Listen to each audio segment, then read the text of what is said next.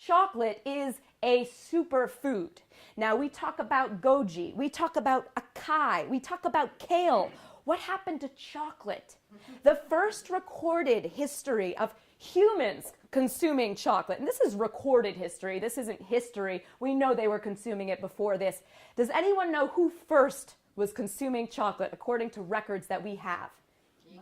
The Mayan Indians. About 800 to 1,000 years ago, the Mayan Indians are eating chocolate. Not only are they eating it, they are using it as a form of currency. They are taking cacao beans, which you will have a chance to smell, touch, hold. They are using them to pay for things. Spanish monks arrive in Central America and Mexico, and they see these Mayan Indians using these beans as money. They know they've literally hit the jackpot. They bring home as many of these beans as they can back to Spain, back to Europe, and it is the Spanish monks that add the sugar, the cream, the milk, and make it very unhealthy.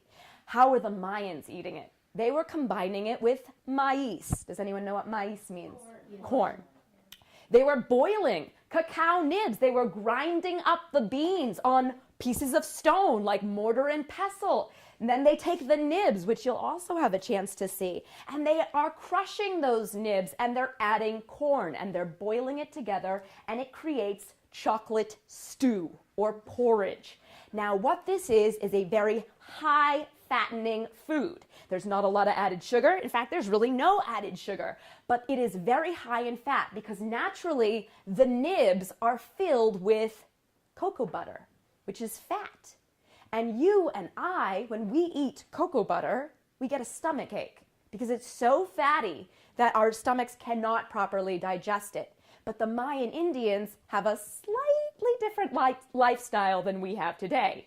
Of course, they are hunting, they are gathering, they are out in the elements, and they need that extra fat. For them, that fat is absolutely essential. But for us, it really caused chocolate to not be able to be consumed by the general masses until a man named Casparus van Houten from Holland invented the cocoa press in 1828. And that naturally draws the cocoa butter out of the chocolate. And that really democratizes chocolate. It allows it to be digested by you and I, who are sitting on a couch, and the extent of our hunting is watching National Geographic and Animal Planet.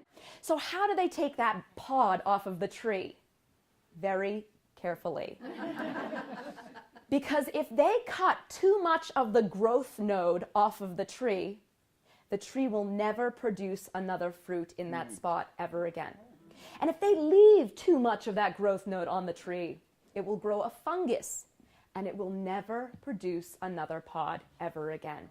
And on every single one of these trees, less than 5% of those pods produce usable beans. Less than 5%. Chocolate is a luxury item. You have to eat as much of it as you can before it runs out. Who here likes coffee? Chocolate is very, very similar to coffee in terms of how it's made. The roasting process varies on the type of bean, the temperature varies, the time that it's roasted varies as well. But during the roasting process, the shell naturally starts to separate from the nib, which is inside.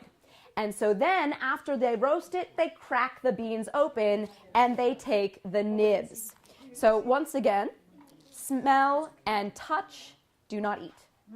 They are edible. The nibs are edible. The shells, you wouldn't want to eat the shells. Does anyone know what they use the cacao shells for? Mulch? Mulch? This is an entirely green species. Everything about this plant, everything about this food goes back to the earth or can be used to help us. But I do want to introduce you to France. So we have gone from Switzerland to Germany to Spain to Poland to Papua New Guinea and France. France is in the green cupcake holder. This is Michel Clisel, and Michel Clisel is 99% chocolate.